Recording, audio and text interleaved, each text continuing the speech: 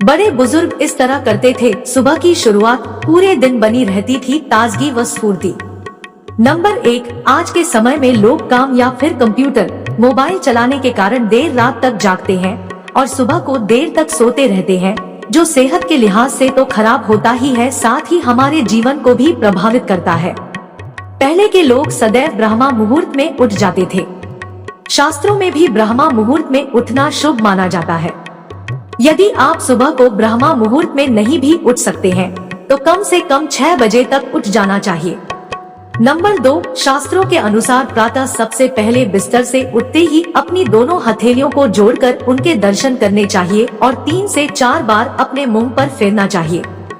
मान्यता यह है कि हथेली में महालक्ष्मी, सरस्वती और भगवान विष्णु का वास होता है, जिससे आपको उनकी कृपा मिलती है और जीवन में सुख समृद्धि आती है। नंबर 3, सोकर उठने के बाद जब अपने बिस्तर से उठें तो पैर नीचे रखने से पहले भूमि को प्रणाम करना चाहिए। इसके बाद धरती पर उतरते ही पृथ्वी को स्पर्श करके प्रणाम करें। बड़े बुजुर्ग सदैव धरती माता को प्रणाम करने के पश्चात ही उठते थे। यदि घर में झाड़ू लगानी हो तो सबसे पहले झाड़ू को भी प्रणाम करें, क्योंकि झाड़ू को लक्ष्मी का प्रतीक माना जाता है। नंबर 4, बिस्तर से उठकर पृथ्वी को प्रणाम करने के तुरंत बाद मलमूत्र का त्याग करना चाहिए। मल, मूत्र, छींक, उबासी, खांसी, इन सभी चीजों के हमारे शरीर के भीतर के विषाक्त पदार्थ बाहर निकल जाते हैं, जिससे शरीर स्वस्थ रहता है। इन्हें एक तरह का वेग माना गया है। यदि इनको शरीर में रोका जाए तो यह सेहत के लिए सही नहीं रहता है।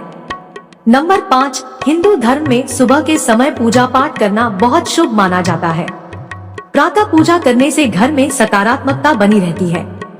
मलमूत्र का त्याग करने के बाद दांत साफ करके तुरंत स्नान करना चाहिए और फिर अपने इष्ट की पूजा करनी चाहिए।